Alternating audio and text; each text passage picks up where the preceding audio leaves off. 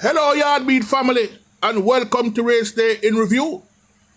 Let us break down why a steward who oversees the conduct of horse racing cannot be judge, juror, and executioner in a trial involving trainer or jockeys. This seems to be the norm at Caymanas Park in recent months, where the stewards at the track are basically judge, juror, and executioner. Stewards are responsible for enforcing rules and regulation in horse racing. They often have a close relationship with trainers and jockeys, which creates a conflict of interest if they were to judge a case involving a trainer or a jockey. And that seems to be the norm when they take their cases at the Racing Commission. A steward cannot be judge, juror, or an executioner. That is a big sign of impartiality and conflict of interest. What a piece of slackness going on at the Racing Commission. Each trainers and jockeys are deserving of a fair trial. The legal system emphasizes fair trials, which means all parties involved having the right to an impartial judge and juror. The Jamaica Racing Commission strikes again.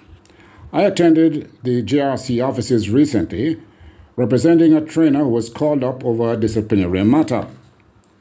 So, at the hearing last Tuesday, I pointed out to the chief steward that he ought not to be sitting, as he can't be the accuser and then try the case, since he was the one who called the trainer and even accused him of fraud. To this, the chief steward went ballistic, accusing me of being disruptive and all sorts of things. He went on disgracefully, telling me I should get out of the room, which he kept on repeating. Of course, I didn't budge because I represented the trainer. My request to have the JRC manager deal with the matter was denied by the chief steward, who continued to verbally abuse me. My response was, "Sir, being abusive and shouting don't make you right." But he continued. I later had audience with the manager, Mr. Longmore, who advised that we might want to appeal directly to the commission. This I did, and pointed out the disgraceful behavior by the chief steward, among other things. Well, the JRC did not reply. Instead, they contacted the trainer directly, the one I was representing. He went to the commission today, and it was Chief Steward Nemard in the chair, which simply says the Jamaica Racing Commission chairman, Mr. Metcalf, and his manager obviously don't see the need to respond to the complaint filed by me. They just wanted to move along. No respect for people or their rights. The JRC, so powerful now. Do also remember, recently we heard about alleged abusive behavior by a female steward to a female jockey. So now, stop and think on these things. Think for a while. It's not getting any better. That is the voice of Ed.Barnes, who was representing a trainer. Due process, fair trial. The legal system emphasizes fair trials, which mean all parties involved have the right to an impartial judge and jury. A steward acting as judge and executioner would violate the principle.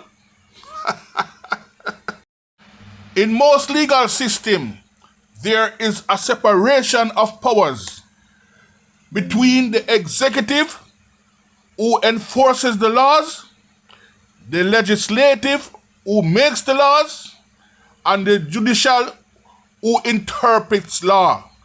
A steward acting as a judge would blur these lines, undermining the principle of judicial independence. Even if a stewards act impartially, the appearance of bias would be a major concern. Public confidence in legal system relies on the perception of fairness. A steward cannot legally act as a judge, juror, or an executioner in a case involving a trainer or a jockey due to conflict of interest, the need of impartiality, and the principle of due process. It is essential to maintain a separation of power and make sure that the judicial system remains independent. The Jamaica Racing Commission Chairman Clovis Metcalf and his manager, Mr. Longmore, seem not to understand that they are obligated to respond to my letter, having represented a trainer before the stewards recently. Yes, Mr. Longmore, yes, Mr. Metcalf, you are obligated to respond, having represented this trainer before your tribunal, right, the stewards body. You have to respond, because guess what? I am on record as the representative at that first hearing. So going forward, you're going to have to answer anyway, so you might as well do so, because guess what? It is an obligation that you have to do so. And in conclusion, I repeat myself again, as stewards cannot legally act as judge, juror, or an executioner in a case involving a trainer due to conflict of interest, the need for impartiality, and the principle of due process. It is essential to maintain a separation of power and to ensure that the judicial system remains independent. Take care of yourself now, racing family. Until we meet again, this is Anthony Johnson signing out on Race Day in Review on Yardbee TV. Continue to support the channel by pressing the subscription button and press the like button, and remember to like, share and subscribe to this YouTube channel Yardbee TV, the home of Race Day Preview.